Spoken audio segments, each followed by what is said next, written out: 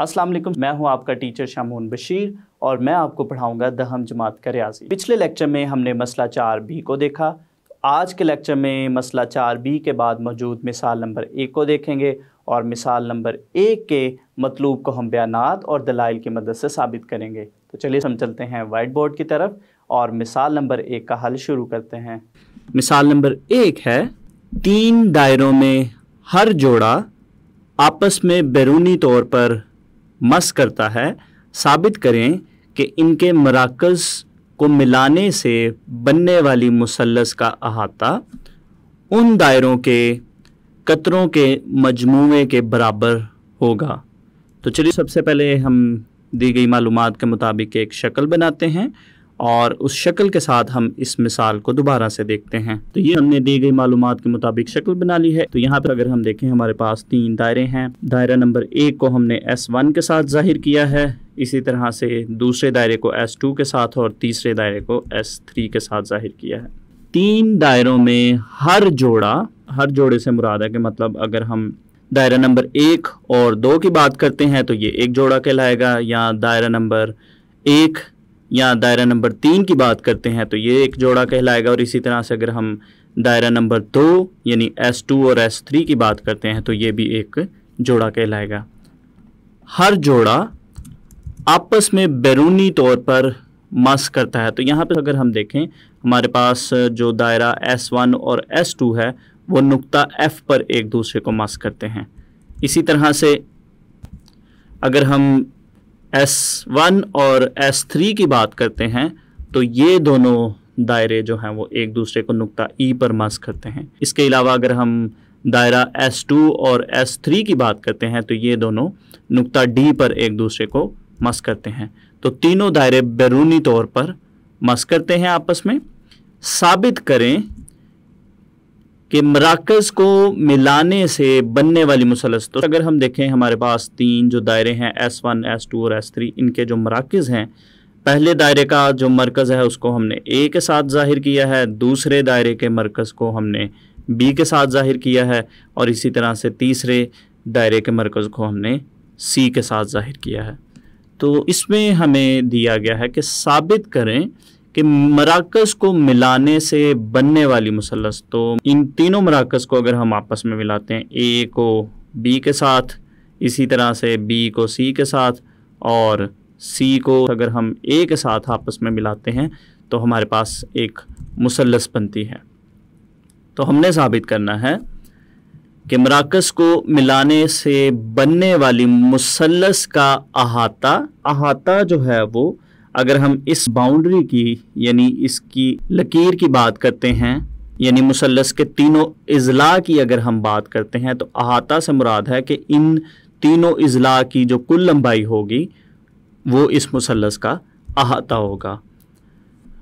मराकज़ को मिलाने से बनने वाली मुसल्लस का अहाता उन दायरों के कतरों के मजमूए के बराबर होता है। तो इसमें हमने साबित करना है कि अगर हम दायरों के जो मराकज़ हैं उनको अगर आपस में मिलाते हैं तो इनको मिलाने से जो मुसल्लस बनती है, मुसल्लस A, B और C, इस मुसल्लस का जो अहाता है यानी इसके तीनों इज़ला की जो लंबाइयां हैं अगर उनको हम जमा करते हैं यानी उसका अगर हम मजमुआ लेते हैं तो वो उन दायरों के कतरों के मजमुआ के बराबर होगा। यानी इस मुसल्लस का अहाता और तीनों दायरों के जो कतर हैं, तो अगर हम देखें जो हमारे पास पहला दायरा, अगर हम इसके कतर को इस तरह से बनाते हैं, इस लकीर से ज़ाहिर करते हैं, इसी तरह से इस दायरे के कतर को अगर हम बनाते हैं और इसी तरह से इस दायरे को अगर हम इस लकीर को बनाते हैं,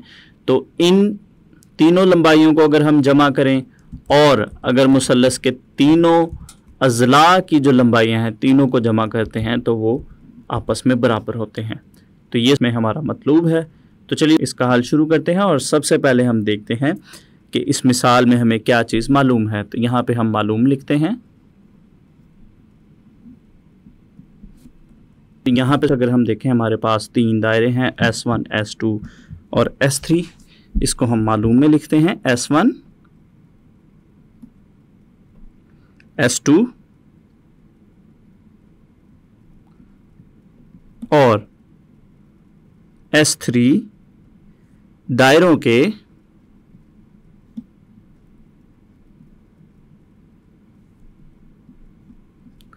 बिलतरतीब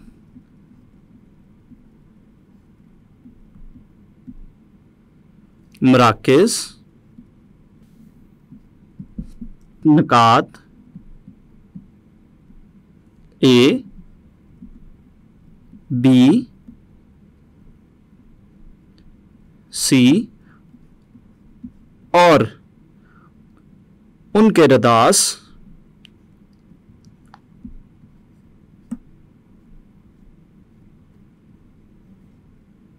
R1, R2 और R3 हैं।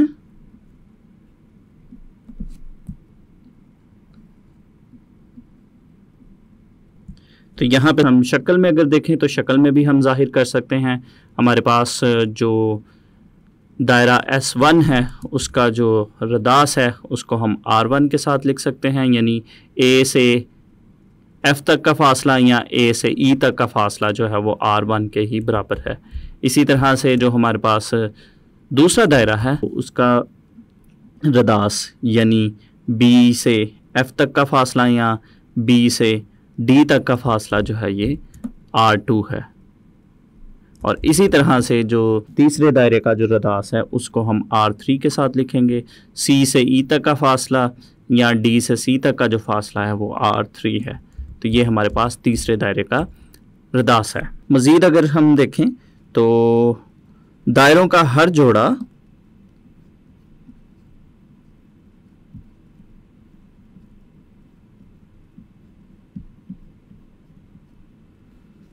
आपस में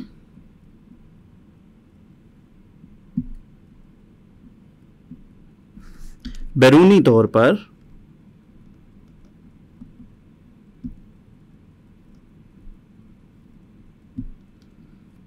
नुकात D, E और F पर मस करता है।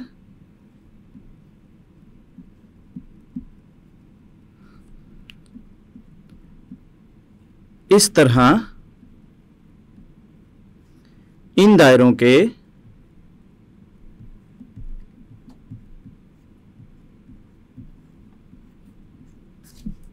मराकज़ को मिलाने से मुसल्लस ABC बनती है।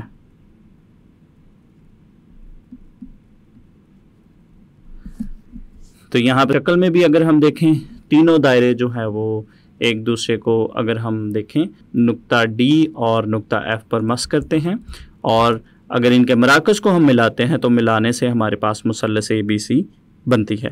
तो मज़ीद आगे चलते हैं और देखते हैं कि इस मिसाल में हमें क्या चीज़ मतलूब है।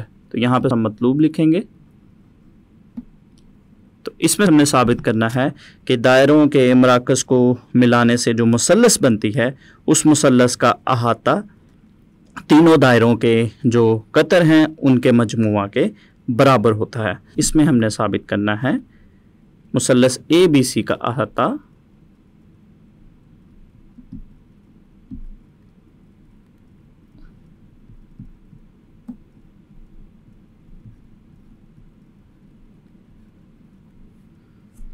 ये बराबर होगा। अगर हम पहले दायरे की बात करें तो पहले दायरे का जो रदास था उसको हमने R1 के साथ लिखा था, तो उसका जो कतर है, कतर चूँकि रदास का दुगना होता है, तो अगर हम रदास की शक्ल में लिखना चाहते हैं कतर को तो उसको हम लिखेंगे 2 ज़रब R1। तो ये पहले दायरे का रदास होगा, जमा दूसरे दायरे का रदास 2 ज़रब R2 और इसी तरह से तीसरे दायरे का रदास 2 ज़रब R3 होगा। और अगर हम इसको कतर की शक्ल में लिखना चाहते हैं तो कतर को जो है वो डायामीटर भी बोलते हैं, और उसको हम D1 के साथ लिखेंगे। तो 2R1 जो है वो 2 ज़रब R1 जो है उसके लिए हमने D1 लिखा है। इसी तरह से D2 जमा D3। तो इसमें अगर हम देखें मुसल्लस के जो इज़ला की लंबाइयों का जो मजमुआ है वो तीनों दायरों के कतरों के मजमुआ के बराबर होगा। ये हमारा मतलूब है। तो इसको हम इस तरह से भी लिख सकते हैं, मुसल्लस ABC का अहाता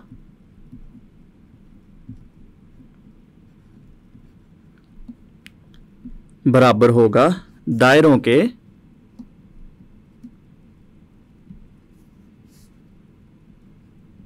कतरों का मजमुआ। तो ये चीज़ हमें मतलूब है। तो चलिए इसका सबूत शुरू करते हैं, जिसमें बयानात और दलाइल की मदद से हम अपने मतलूब को साबित करेंगे। बयानात और यहां पे हम देंगे इसके दलाइल।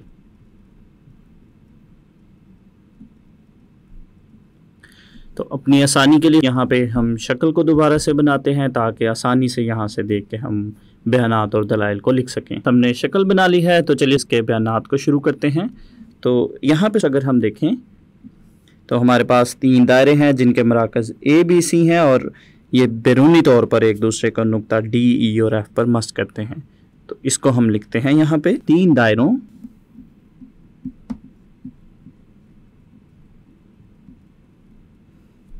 के मराकज़ A, B और C हैं।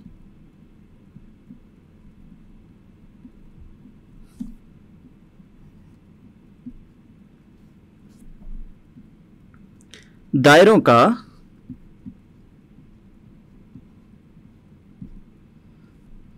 हर जोड़ा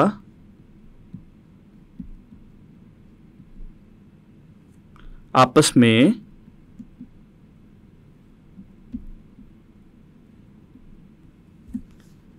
बैरूनी तौर पर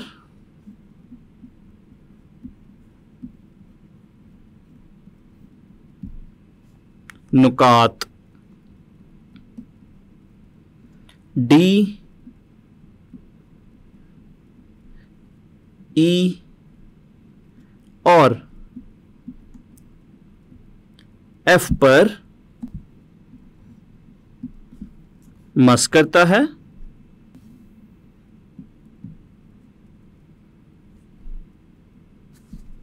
दलाइल में हम लिखेंगे मालूम, क्योंकि ये चीज़ हमें मालूम है। तो मज़ीद अगर हम शक्ल में देखें, हमारे पास जो AB लंबाई है, A से B तक की लंबाई है मुसल्लस का जो ज़िला AB है, अगर हम इसकी बात करते हैं या AB लंबाई की बात करते हैं तो इसको हम यूं भी लिख सकते हैं। तो कुल लंबाई हमारे पास AB है, तो AB को अगर हम 2 लंबाइयों के मजमूए में अगर लिखें तो इसको हम इस तरह से भी लिख सकते हैं, A से F तक का फासला जमा F से B तक का फासला। तो AB को लिख सकते हैं AF जमा FB। इसी तरह से हमारे पास मुसल्लस का जो दूसरा ज़िला बनता है BC, इस BC को हम लिख सकते हैं BD, B से D तक प्लस D से C तक। तो ये हमारे पास कुल लंबाई बनेगी B से C तक। इसी तरह से जो हमारे पास मुसल्लस का तीसरा ज़िला है CA या AC ज़िला है, इस ज़िला को हम इस तरह से लिख सकते हैं CE, यानी C से E तक का फासला जमा E से A तक का फासला। तो चलिए इसको हम बयानात में लिखते हैं। इसलिए किता खत AB बराबर होगा किता खत AF, जैसा कि हमने शक्ल में देखा, जमा किता खत FB, और इसको हम देते हैं मसावात नंबर 1 का नाम। इसी तरह से जो मुसल्लस का दूसरा ज़िला था BC, उसकी अगर हम बात करें तो ये हमारे पास बनेगा किता खत BC, ये मजमुआ बनेगा किता खत BD के जमा किता खत DC। इसको हम देते हैं मसावात नंबर 2 का नाम। इसी तरह से जो तीसरा ज़िला है CA, वो हमारे पास बनेगा किता ख़त CA बराबर है किता ख़त CE जमा किता ख़त EA। तो ये हमारे पास है मसावात नंबर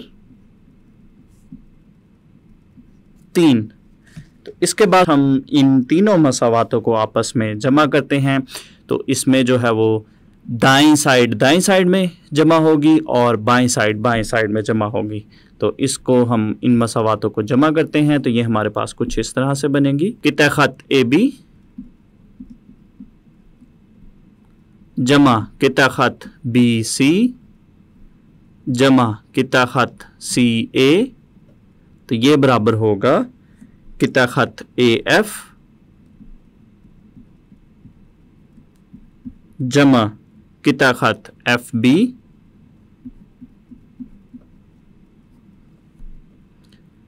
जमा किता ख़त BD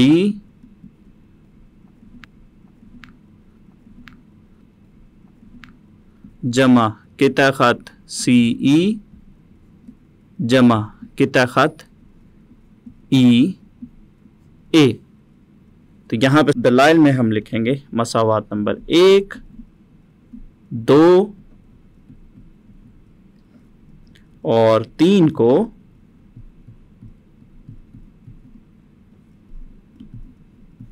जमा करने से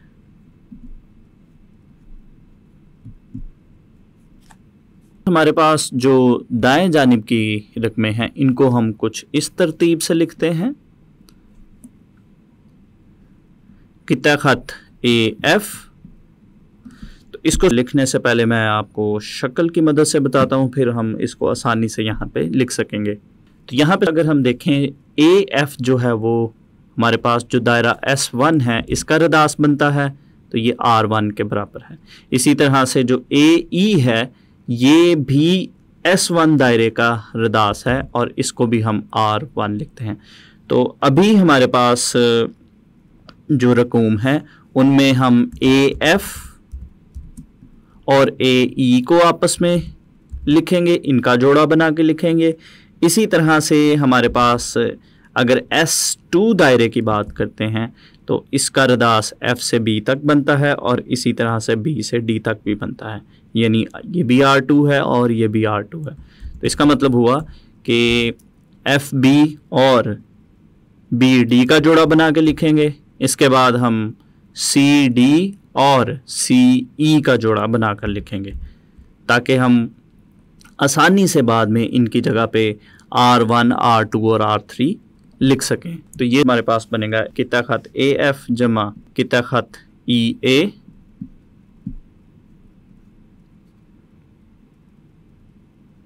जमा किता ख़त FB, इसमें आएगा जमा किता ख़त BD और तीसरा जोड़ा हमारे पास बनेगा किता ख़त CD जमा किता ख़त CE। तो यहाँ पे अगर हम देखें ये भी R1 के इक्वल है, ये भी R1 के इक्वल है, इसी तरह से R2 हैं ये दोनों और आखिर पे ये दोनों R3 के बराबर हैं। इस तरफ अगर हम देखें हमारे पास जो AB, BC और C हैं ये तीनों जो है वो मुसल्लस के इज़ला का मजमू है। तो इसकी जगह पे हम लिख सकते हैं मुसल्लस ABC का अहाता। तो इस जानिब फिर हम लिखेंगे यहाँ पे मुसल्लस ABC का अहाता। तो ये हमारे पास कुछ इस तरह से बनेगा मुसल्लस ABC का अहाता और दूसरी जानिब हमारे पास बनेगा ये भी R1 है और ये भी R1 है, तो R1 जमा R1 ये हमारे पास बनेगा 2 ज़रब R1। इसी तरह से अगली दोनों रकूम की जगह पे हम R2 लिखेंगे तो ये हमारे पास बनेगा 2 ज़रब R2 और तीसरी जगह पे हमारे पास बनेगा 2 ज़रब R3। तो यहाँ पे अगर हम देखें दलाइल में लिखने से पहले हम 2 ज़रब R1, 2 ज़रब R2, 2 ज़रब R3 की जगह पे हम D1, जमा D2 जमा D3 लिखते हैं। चूँकि रदास का दुगना जो है वो कतर के बराबर होता है और कतर को हमने D के साथ जाहिर किया है, तो इसकी जगह पे हम लिख सकते हैं D1 जमा D2 जमा D3, यानी ये तीनों दायरों के जो कतर हैं उनका मजमुआ बना। तो यही हमारा जो है वो मतलूब था। तो दलाइल में हम लिखते हैं कि हमारे पास जो D1 है वो पहले रदास का दुगना है, इसी तरह से जो D2 है वो दूसरे रदास का दुगना है, और इसी तरह से जो D3 है या D3 है ये तीसरे रदास का दुगना है। और इसी तरह हम D1, D2 और D3 की अगर बात करें तो ये दायरे के कतर हैं, दायरे के